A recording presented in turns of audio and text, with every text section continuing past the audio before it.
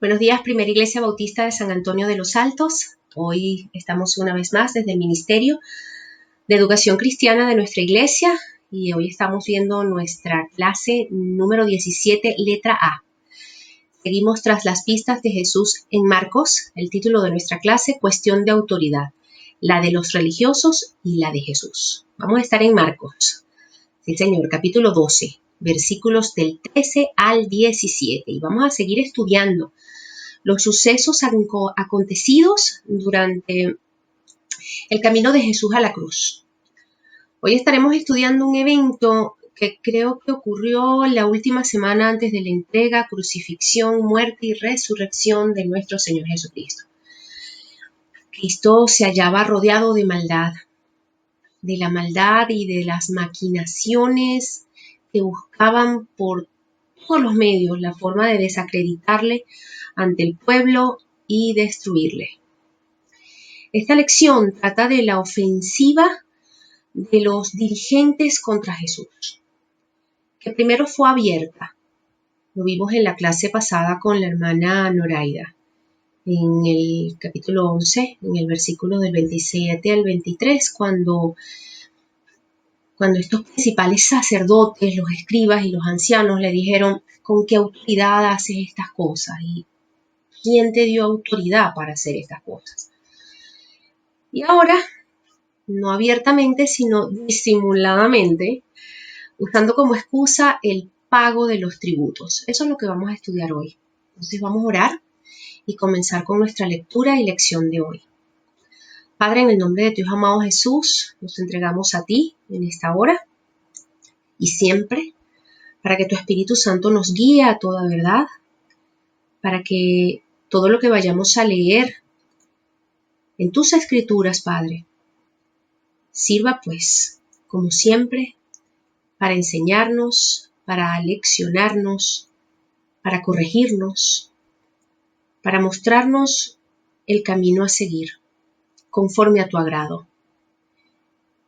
Te suplicamos que siempre te pongamos en primer lugar, Señor, que tú seas el primero en todas nuestras vidas y que hoy podamos asentar esa verdad aún mucho más en nuestro corazón y podamos también compartirla con otros. En el nombre de Jesús.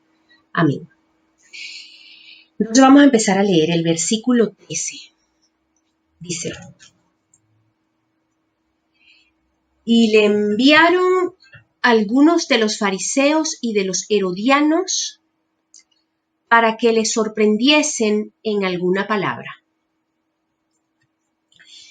Los herodianos eran un partido político judío adicto a Herodes, ¿sí? Y ellos se unieron a los fariseos, que eran los líderes religiosos, para oponerse a Jesús. Se juntaron para hacer daño. Le llegaron en cambote toda una comitiva integrada por fariseos, que eran los observantes de la ley, y los partidarios de Herodes, que eran los herodianos. Vamos entonces a leer el versículo 14. Dice: viniendo ellos, le dijeron: Maestro, sabemos que eres hombre veraz y que no te cuidas de nadie, porque no miras la apariencia de los hombres, sino que con verdad enseñas el camino de Dios. ¿Es lícito dar tributo a César o no? ¿Daremos o no daremos? Como ellos fracasaron en su pretensión de enfrentar al Señor, entonces ahora recurren a la trampa. Arman una encerrona, lo ponen entre la espada y la pared, creen ellos. Lo obligan a pronunciarse en torno a un asunto espinoso y la legitimidad de rendir tributo. En el fondo, la espada y la pared era tener que decidir entre el nacionalismo y la sumisión a Roma.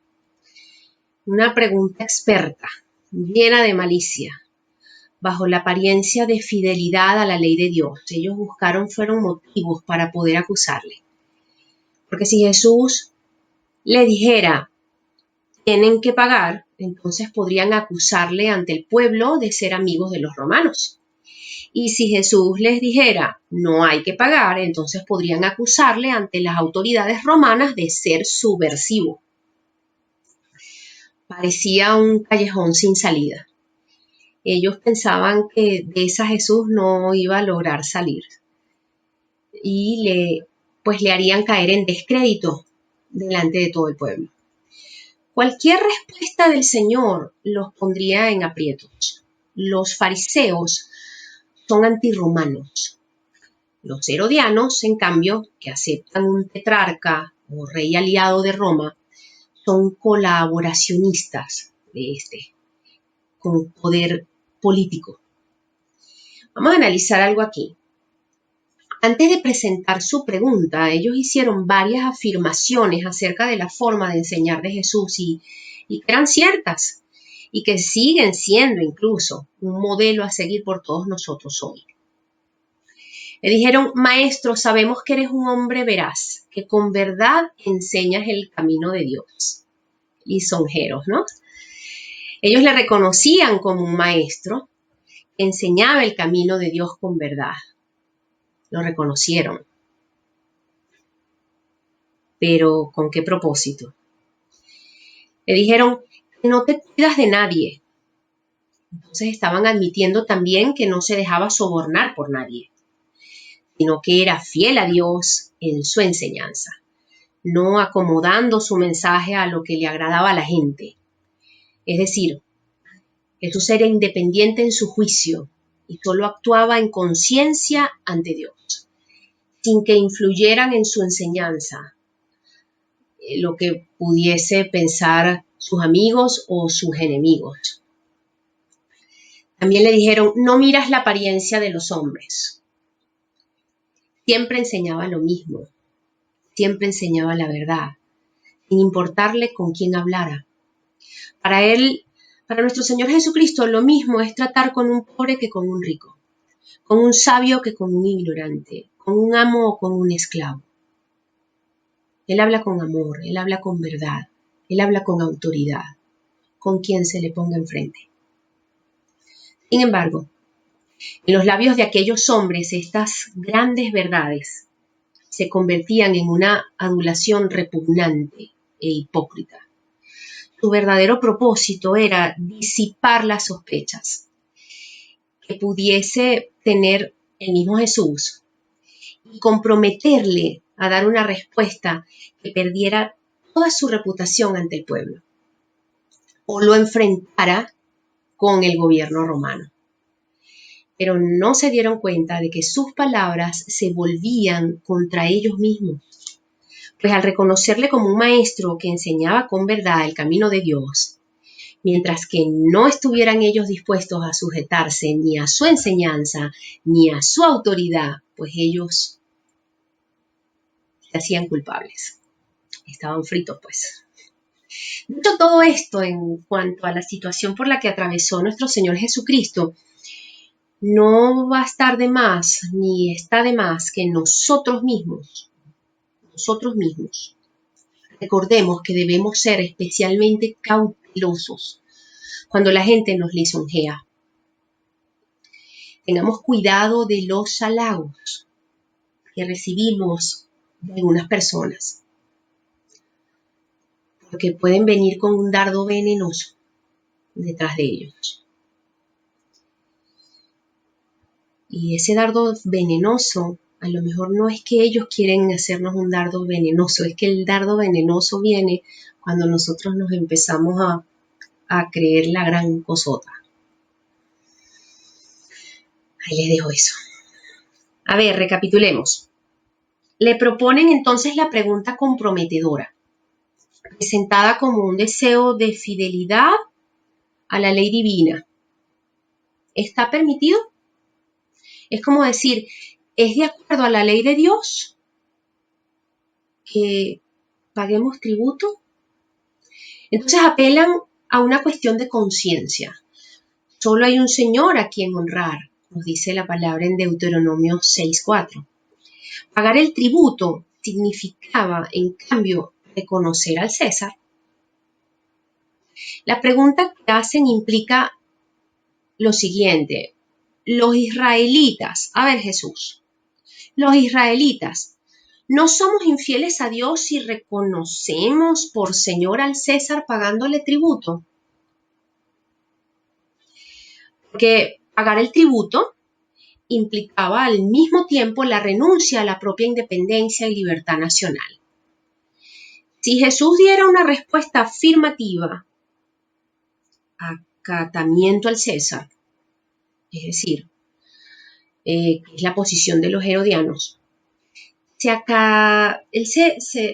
esto daría como resultado el descrédito ante el pueblo, contrario al régimen romano. Si la respuesta fuese negativa, es decir, una declaración de rebeldía a la ideología o celota y farisea, sería detenido por la autoridad romana. El Señor sabe de qué calaña son. Fingen. Es una hipocresía. Son unos hipócritas. Aparentan fidelidad a Dios, pero son explotadores del pueblo. No han hecho caso del mensaje de Juan el Bautista, cuando les dijo arrepentíos, el reino de Dios se ha acercado. Hoy día, si un creyente, si nosotros, si ustedes y yo, debemos pagar a un gobierno que hace un mal uso de los impuestos que pagamos, un ejemplo, es justo que paguemos ese dinero que hemos ganado con tanto esfuerzo a un gobierno que en muchas ocasiones lo derrocha y en otras pues lo usa para un propósito al que como cristianos nos oponemos totalmente. Bueno, la Biblia nos dice en Primera de Pedro, capítulo 2, versículo 13, sométanse por causa del Señor a toda autoridad humana, ya sea el rey como suprema autoridad. Y ahí sigue, o a gobernadores, Bueno, tenemos que pensar en eso. Más adelantico seguimos hablando de esto. En el versículo 15 dice, mas él, percibiendo la hipocresía de ellos, le dijo, ¿por qué me tentáis? Traedme la moneda para que la vea.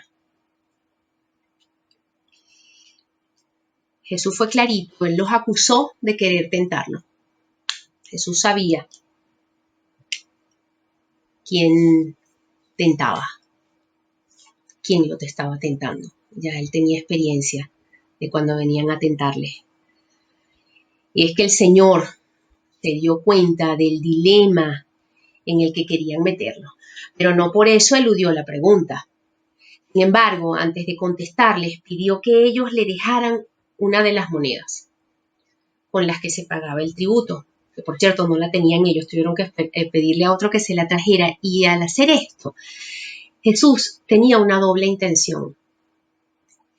Por un lado, quería poner de manifiesto que ellos estaban usando una moneda en la vida cotidiana.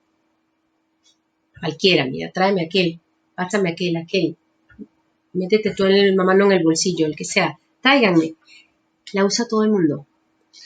Y esto era así porque les resultaba muy útil en sus negocios. Por lo tanto, si se beneficiaban con su uso, entonces en consecuencia debían aceptar también las obligaciones. Así,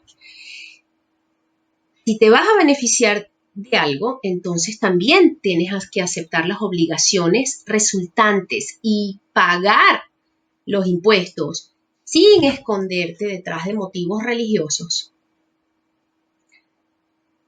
o los motivos que fuesen. Uno tiene que ser responsable. El versículo 16 dice, ellos se la trajeron y les dijo, ¿de quién es esta imagen y la inscripción? Ellos le dijeron, de César. Entonces le entregaron la moneda a Jesús y él la examina y les pregunta, ¿de quién es la imagen? ¿Qué dice la inscripción?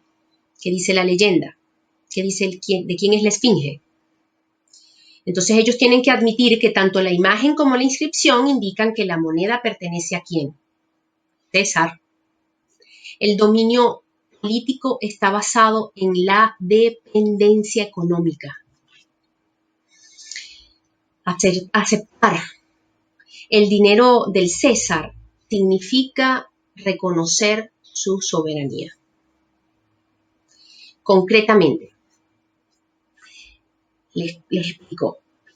En la moneda, esta que le llevan a Jesús en sus manos, en una de sus caras, se podía leer Tiberio César, hijo divino Augusto. Y cuando volteabas la moneda decía Máximo Pontífice. Creo que no nos cabe duda de que el imperio usaba estas monedas para promover el culto al emperador. ¿Qué tanto se promueve el culto a qué cuando se pone una imagen y una inscripción? Pero aunque muchos judíos se mostraban muy rígidos en sus normas espirituales, sin embargo, cuando les interesaba no dudaban en hacer serias excepciones. Vamos a leer el versículo 17. Respondiendo Jesús les dijo, dad a César lo que es de César y a Dios lo que es de Dios.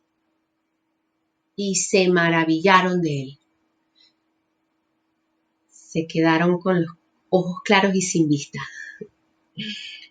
¡Tachán! Se quedaron de una pieza. Jesús responde corrigiéndoles y les habla de devolver, indicándoles que el dinero no es suyo, sino del César. Lo que es del César, devolvédselo al César. Ahora ellos, bajo pretexto de fidelidad a Dios, dicen querer rechazar el dominio del César, pero quedándose con su dinero.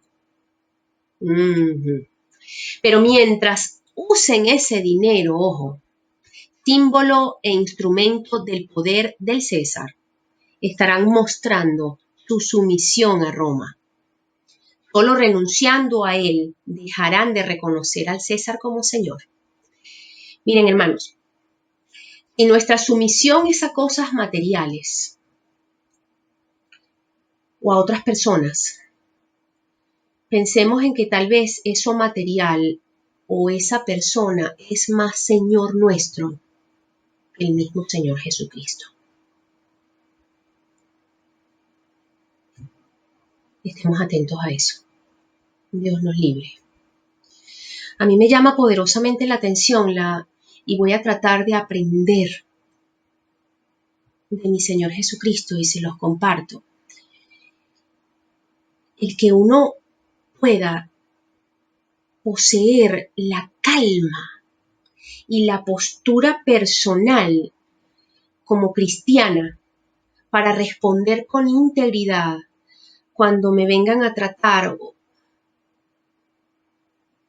de mala manera, cuando me vengan a querer estar poniendo zancadillas con algunos comentarios, cuando me quieran herir con ciertas apreciaciones o lisonjear con trucos o trampas para ver cómo respondo. Entonces responder como cristiana, responder como respondería Jesús. Podemos recordar el caso de la mujer adúltera. Eso está en Juan 8, desde el versículo 1 al 11. Eso fue la mujer descubierta en adulterio. Eso fue un encuentro, como diría nuestro pastor, según en la clase que él me dio para que pudiera preparar el día de hoy, potencialmente explosivo. Si Jesús hubiera contradicho la ley en ese momento, porque la ley decía que había que apedrear a la mujer adúltera, él hubiese contradicho, él podría haber sido apedreado junto con la desafortunada mujer. Pero él espera, encuentra las palabras adecuadas, habla desde el espíritu, las palabras correctas, y dice: el que entre ustedes esté sin pecado, que lance la primera piedra. Él estaba sin pecado y no lanzó ninguna piedra. Allí toditos y aquí toditos somos pecadores. Entonces, ¿por qué querer apedrear? Los dejó pensando. ¿Alguna vez, les pregunto, hemos tenido ese aplomo en un momento difícil? Sí y no. Ahí les digo eso también. En cuanto a la fidelidad a Dios, decían esta gente muy preocupada que llegaban a decirles, ¿no? Si quieren ser fieles de verdad, tienen que devolverle al pueblo del que se han apoderado. Y lo que es de Dios, devolvérselo a Dios. Su honra, su gloria. Que por cierto, Dios no la comparte con nadie. Esos líderes religiosos eran infieles. Por eso no tenían autoridad ante el pueblo. Solo les importaba sus beneficios egoístas, nada que ver con la fidelidad de Dios. Y mucho menos con el amor a la gente. Hablan de liberarse del César, pero les encanta su moneda. Hablan de fidelidad a Dios, pero no son leales a Él. Supuestamente servían a la gente, pero solo la usaban para sacar provecho. Este pasaje ha sido usado para hablar de los límites de cualquier autoridad terrenal. ¿Saben? Ninguna autoridad está por encima de la de Dios. Ninguna. Todas nuestras lealtades terrenales están limitadas por nuestra lealtad superior a Dios. Si no es así, así debe ser. Toda autoridad terrenal se debe hacer bien a la vida. Se deben hacerle bien a la vida. Toda autoridad terrenal. Si bien es cierto, como cité antes, que debemos someternos a las autoridades, lo que leímos en 1 de Pedro, capítulo 2, versículo 13, también lo es. También dice la palabra que es necesario obedecer a Dios antes que a los hombres. Eso está en Hechos, capítulo 5, versículo 29. Entonces, sin confundirnos, pidiendo a Dios sabiduría y discernimiento, obedezcamos las leyes. Sí, obedezcamos las leyes, pero no desobedezcamos a Dios. Tratemos de no hacerlo nunca.